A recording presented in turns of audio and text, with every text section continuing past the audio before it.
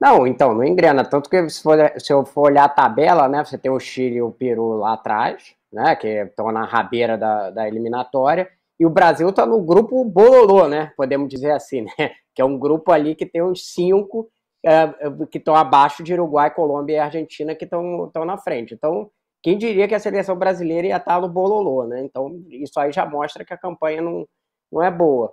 E sobre essas trocas constantes, é curioso que depois de rodar, o Dorival foi parar no esquema do Tite, que é o Paquetá jogando segundo volante e aí o Rodrigo, no caso, fazendo o papel que era do Neymar antigamente, que é um cara que é meio atacante, por trás dos outros 3 e 2 ponteiros e um centroavante. Então ele rodou bastante para voltar para o mesmo lugar.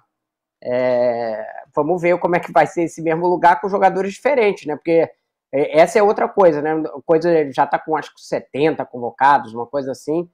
E a impressão que dá na seleção brasileira é que o cara convocado chega, o técnico, o Dorival, dá a camisa e fala assim, ó, ele acabou de chegar, tá se ambientando, ó, tu já é titular. Foi o que aconteceu agora com o Igor Jesus, né? Pode entrar em campo. O cara tá ali meio tentando entender que é no ambiente que ele tá, não falou, pode entrar. É mais ou menos por aí que tá acontecendo. Vamos ver. Pode ser que dê certo. Às vezes, desse jeito, você acha jogadores que se firmam mesmo em situações instáveis, mas a verdade é que não é o cenário ideal, né? Você trazer um jogador já na... E não é a primeira vez, né? Porque o Pedro também não vinha sendo convocado, e só não foi titular porque se machucou. Então também já é a segunda vez que ele vai, traz um cara e fala assim, não, vai lá, entra lá, pode ir lá.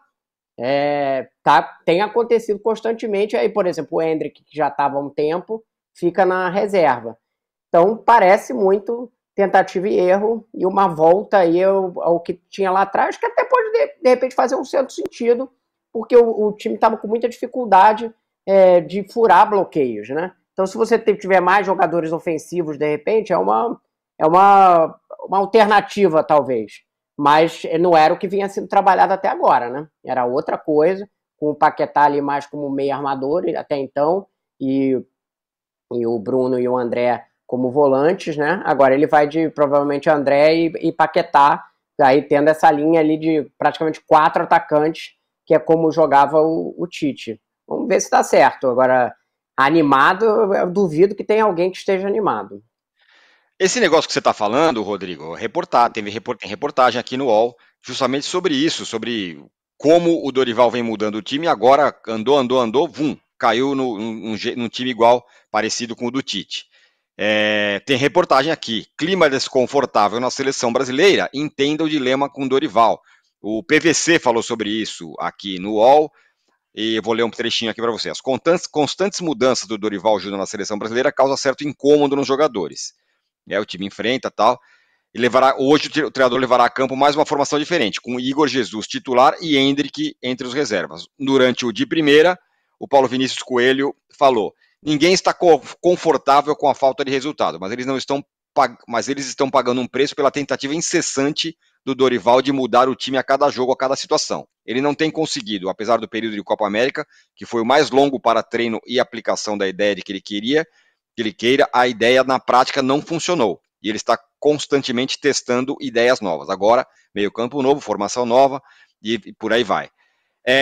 Esta é uma das questões da seleção do Dorival. O time não ganha, ele muda, aí ele muda, o time não ganha, e fica nesse rolo aí. É incrível a gente falar, né? Porque o Diniz acabou de sair da seleção, chegou o Dorival, saiu do São Paulo, foi para a seleção, e já estamos falando aqui de um trabalho que até aqui não engrenou e que está pressionado, né, Alice? Tá pressionado, tá pressionado. Eu acho sempre importante a gente colocar em perspectiva a situação em que o Dorival pegou a seleção, né? Muito do que está acontecendo agora são os frutos, né, da CBF e da sua incapacidade, da sua incompetência sendo colhidos, e o Dorival é parcialmente responsável, mas agora já dá para colocar na conta dele também. Ele pegou, não é que ele afundou a seleção nas eliminatórias, já pegou a seleção muito mal nas eliminatórias, mas ele não está conseguindo construir um trabalho, não está conseguindo reerguer a seleção mesmo diante de adversários fracos, como foi, por exemplo, o caso do Paraguai. Então, essa relação com os jogadores, eu fico imaginando, por exemplo, o caso do Endrick. Escrevi sobre isso ontem na coluna, de que, assim, mais uma vez, o Dorival dá uma prova clara de que na seleção dele, o lugar do Endrick é no banco.